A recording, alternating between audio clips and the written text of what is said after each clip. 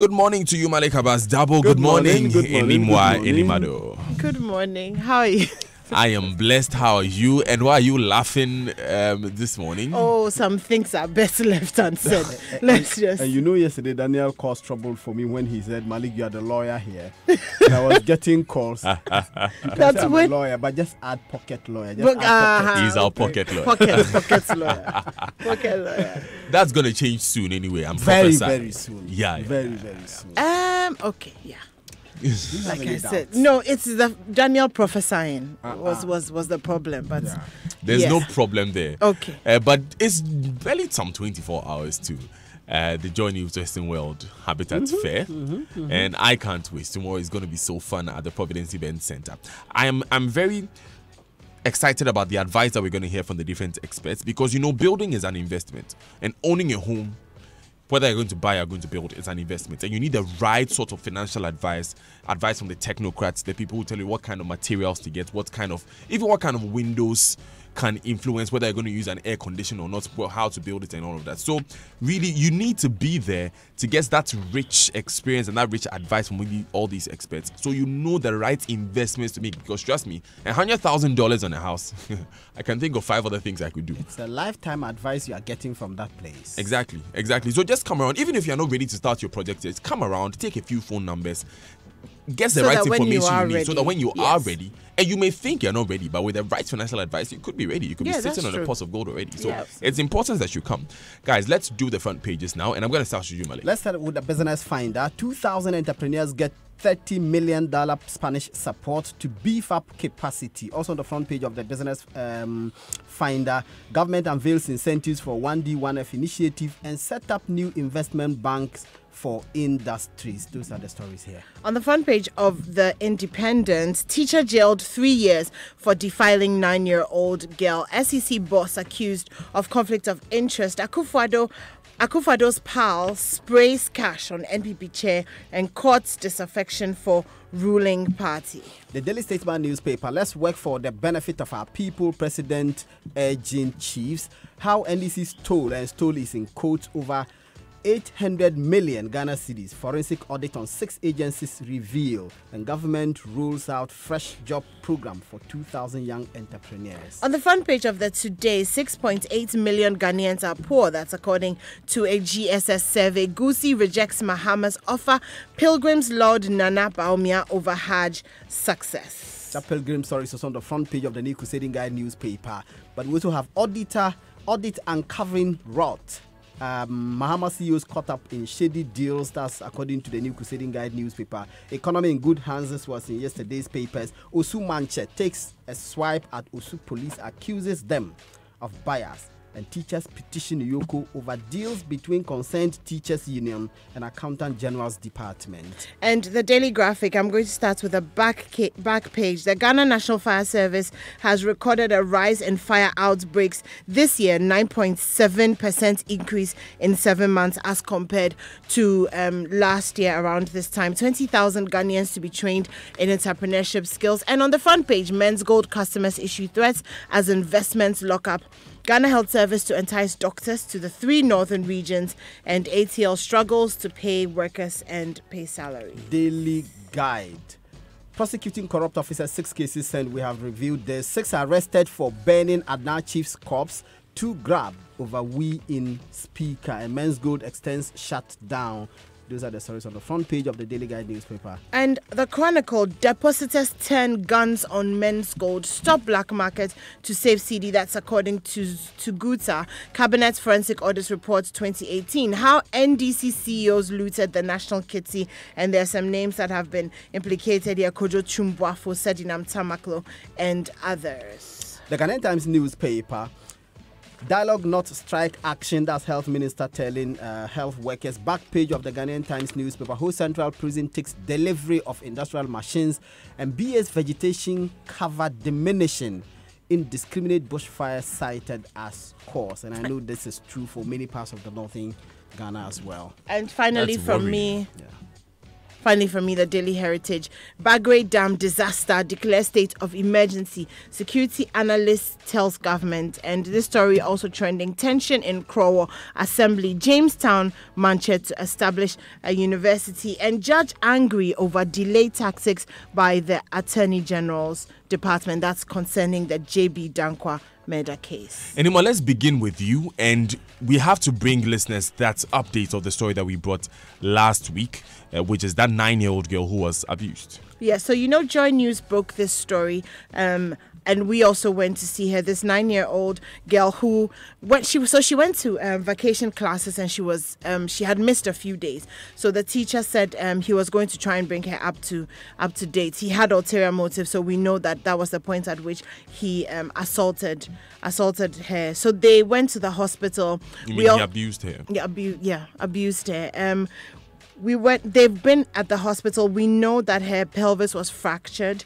We also know that she had a partially perforated hymen.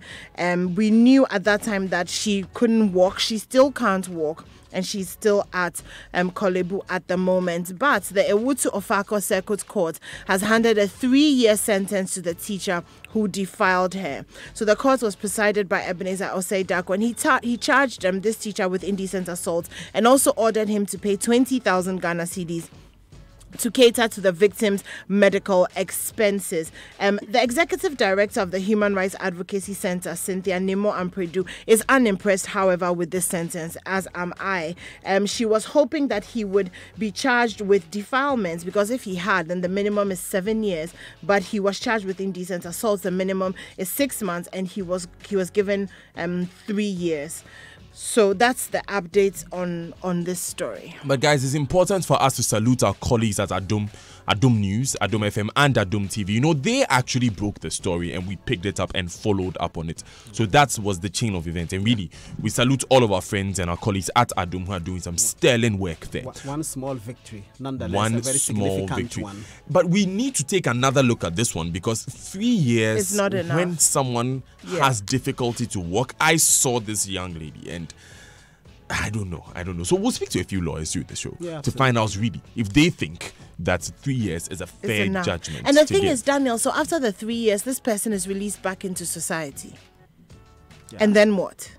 You know what I mean? That is a systematic issue, because even after you're accused, even if you are not taken through the full process, you should be marked. For life. Yeah, you should be marked for life, so that we know that this is the kind of person and you are. Back to the argument for sexual offenders list. Yes, exactly. And also, that's obviously, his teach. I hope that his license to operate as a teacher, to function as a teacher, will be revoked or taken away. Teachers don't have licenses yet. They are now writing the examination. But so this person, in my view, in my honest opinion, or my humble opinion, should not even be allowed to write his teacher license exam. No, of course not. To become a teacher. Or nowhere near a classroom for that matter. Let's do some politics, shall we? Yes, and this is not in any of the newspapers, but no, it's not. It's not. This is a statement. This is contained in a statement which was issued yesterday by John Boydu, who is the national organizer of the general secretary, of the NPP. And it just Malik, update yourself. You'll be being stuck in the past. Just kidding, bro. Just kidding. So essentially, officers who were appointed and confirmed by the National Council and the National Executive Committee of the party. And the most notable ones are Yabomin Asama. We know him, Member of Parliament for Adenta. He's now the Director of Communications. Director of Research is Evans Nemaku. There's Director of Finance, Collins Neoma. Director of Internal Affairs, Emmanuel Latifa. So let's look at deputies. Is that Emmanuel Latifa Danso? Yes, Emmanuel Latifa Danso. I think the deputies are where the quite interesting. Senior Political Advisor, Mr. J. Appointment of Deputy National Officers. So you have Deputy General Secretaries. Yeah, Nana Obribuahen keeps his position. He's back. We know him. This time, is he allowed to speak for the party? He was banned from speaking for the party after that statement he made that 5 million Ghana cedis was sent to. He can make very was given to the party to organize a certain party event in the central region from the Flagstaff House. 5 million Ghana cedis. So joining him in that position is Daniel Patrick Nila Esquire. Deputy National Organizers Maxwell Lugodo Kofi and Elvis Botta. Elvis Botta was the party's parliamentary candidate for Nadoli Kaleu. after the person who was elected as parliamentary candidate stood down because of health concerns, and he promised that he was going to snatch the seat from the almighty Alban Bagbin, and he failed. Only 2 weeks ago, the longest serving parliamentarian in Ghana. Only 2 weeks ago, he was suspended by the party in that constituency. Now we are told that the party chairman who presided, the constituency chairman who presided over that suspension himself has been suspended. So it reminds me of Robert Mugabe and MS Mnangagwa. He removed Mnangagwa and then he was removed as president. Absolutely. So Elvis Bota is now a deputy general secretary of the party, deputy national women organizer. There are 2 of them, Justina Awoba Banaheni and then Hajia Saudatu. Who is keeping their position? Youth organizers Perpetual Lomoki Akwada and Joseph Nyaniba Kawaja. I think the other interesting parts are the deputy communications directors. There are 10 of them. Kamaldeen, we know Kamaldeen vied for the youth organizer and lost to Nana B. Kofi Japan, we know Kofi Japan has been part of their communication system for a long time. He was press secretary to the president at some point. There is Haruna Muhammad, there is Haruna Muhammad, there is Yao Preku. Akbar Yusuf used to host the Minority Caucus on Multi TV on Joy News Channel. Jennifer Forua, Queen, Richard Asantiyabo, we know Richard Asantiyabo at Let Mahfoud Count Alliance, Mamia Abuaji, Joyce Zampari, and then Richard Nyama, we know Richard Nyama as well. He spoke for national Freddie chairman Blay. as per Fred Blay before he won the election. So those are some of the people who were appointed by the party. And I was explaining that in the case of the NDC, they virtually elect all their national officers. The MPP tend to appoint some because they want to have a certain balance. But NDC will go for election. All positions are elective positions. So you go through a competitive process and then you are elected in the case of the NDC.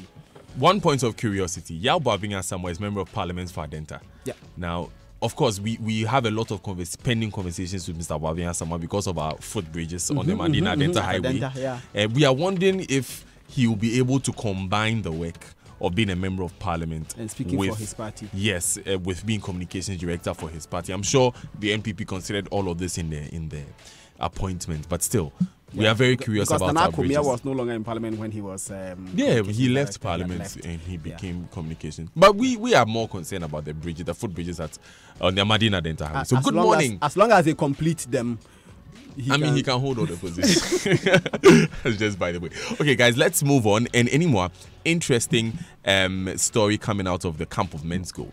Yes. So we know that they suspended their activities effective from September 13th. They did say that they were going to start operations again on September 19th, 2018. And then a statement was issued by Head of Communications, Mr. George Quay, and he said that they were extending to September 28th, 2018. He says that they extended to September 28th to enable them to reach a useful conclusion with the Securities and Exchange Commission. He has apologized and said the inconvenience is deeply regretted.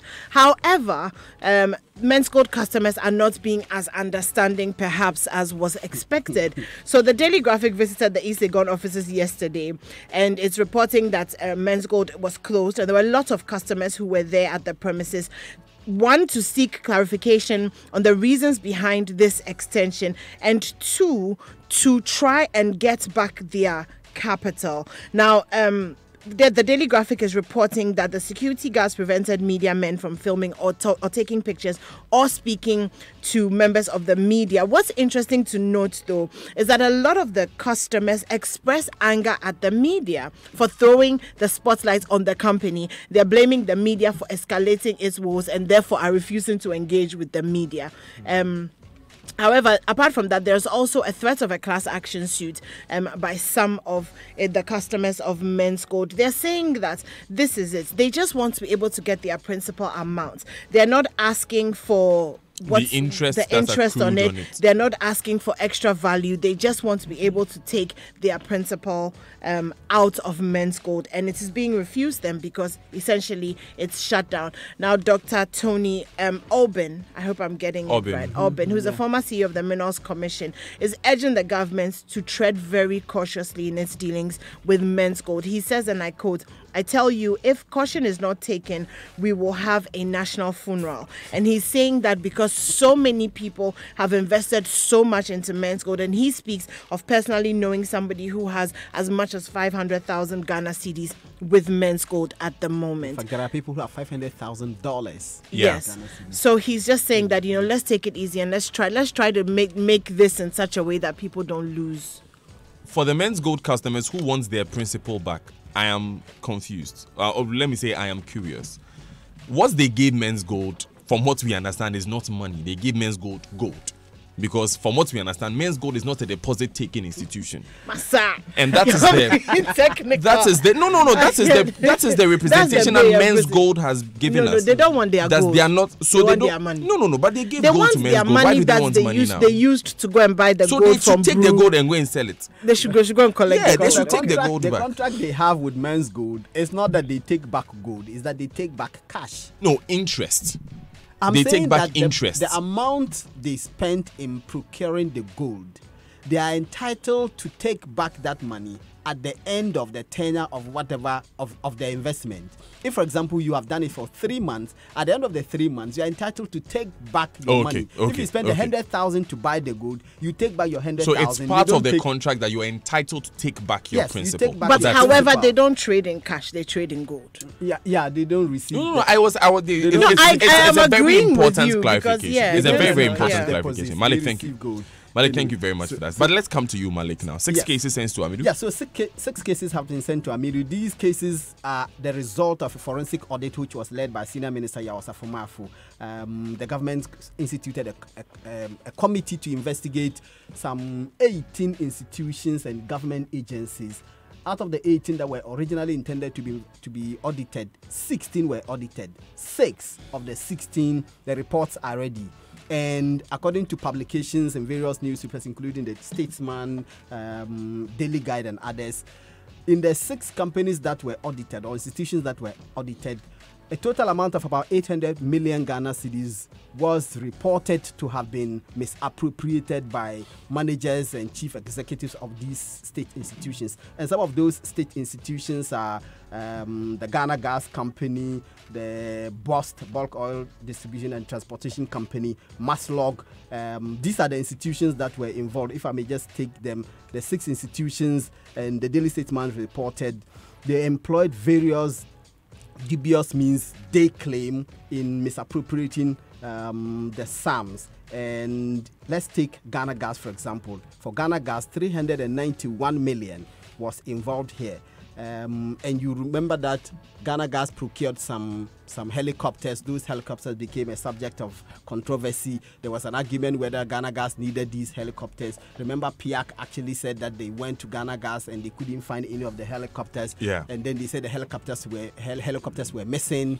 And then later they said, oh well, the helicopters were in Accra or Takoradi somewhere and not at the Ghana Gas area, and so they were not missing and all of that. So that's one of the cases involved in this matter, that the amount spent in procuring these helicopters, about 500 million, was not properly spent, and therefore there is an issue there. There's BOSS. At BOSS, 285 million is involved here. At Maslog, there is 3,193,592 Ghana cedis, which is involved here. So there are various sums. If you total them, 800 million. So the Daily Guide is reporting that this case has been reported to a special prosecutor who is handling it. Statesman says that this matter has been reported to Yoko, so multiple investigations going on. The only problem is that you always hear all of these scandalous stories. You don't find resolution, and if you follow our politics, you find that this happens every election cycle. That's it. You hear scandals, you never find any resolution. Nobody is prosecuted, nobody is sentenced. It's important that we get to the bottom of these things, because that's the real deterrent. If someone does wrong and he's able to tell himself that, oh, this thing is to become a topic for discussion for a few days and then I can go back to doing my business, there is not enough deterrent to really discourage corruption in the public sector. So it's important. But guys, let's do this quickly. Let's wish a happy birthday to Ianilai Korte. A happy birthday to you. God continue to bless you and order your steps. This is from your father, Professor Peter Korte of the Economics Department of the University of Ghana. We understand that, Ian, you're waiting to hear your name before you go to school. Ian, please go to school.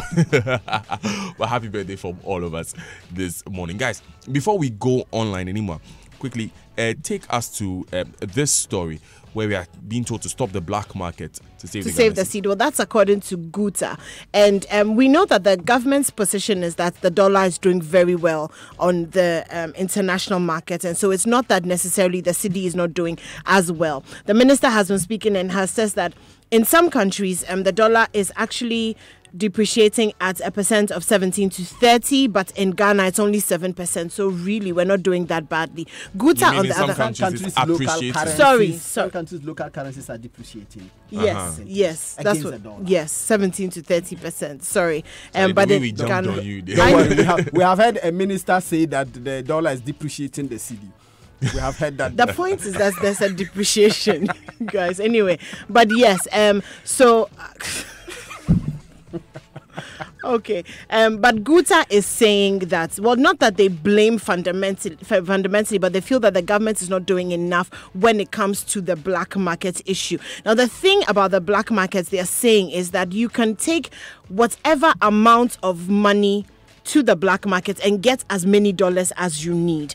And because of that, it's affecting the cedi. There's no, what's the word? There are no checks and balances on how they operate. There's nothing to, yes, ma'am. Remember at our cedi forum at the University of Ghana, Dr. Eric Osei-Sibi, Economics Department, University of Ghana, made the same point about the unregulated black market for Forex, where you can get any amount that you want and then exchanges, and they can actually determine what value you have by just causing all of these fear and panic, and then everybody is now running to go and buy it because it benefits them.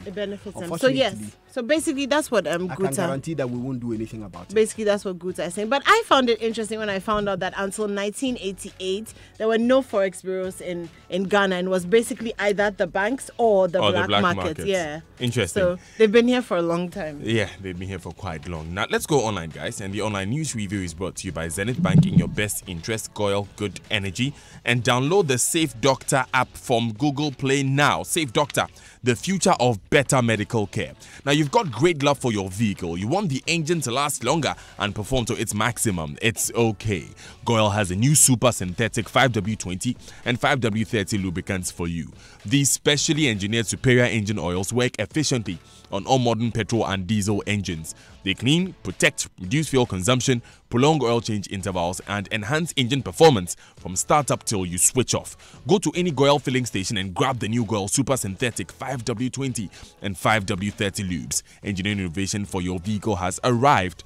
GOIL Good Energy. Now, Zenith Bank is 13 years in Ghana. It's been 13 years of serving you with pleasure and making history with you. On behalf of the board, management, and staff, Zenith Bank wishes to thank our valued customers for your continued support and loyalty over the years. Because you trusted us with your business, Zenith Bank is bigger, stronger, and faster. We invite you to join us for our 13th anniversary health walk on Saturday, September 29, 2018. The venue will be the Zenith Bank head office on the Independence Avenue at 6 a.m. prompt. Come, let's walk and celebrate. Zenith Bank, in your best interest. MyJoyOnline.com says 40.5 million Ghana cedi bust payment. Minority dismisses call for forensic audit. This is in relation with these monies that were paid from bust to an account marked Chief of Staff Sundry's account at the Bank of Ghana. Akufo-Addo meets KNUST alumni over controversial hall conversion. You want to know what they said? Go to myjoyonline.com. Adom Online says a total of 23 suspected armed robbers have been apprehended by the Nkoko Divisional Police Command. Get more details on Adom Online. The BBC says Zambia minister sacked amid corruption scandal. Now, Zambia's President Edgar Lungu has cracked the whip on one of his ministers for a corruption scandal. Let's go for the BBC News now, guys. Thank you very much, Malik. Thank you very much, Inimwa. After the BBC News, the Super Morning Show continues. Remember, we're going to be bringing you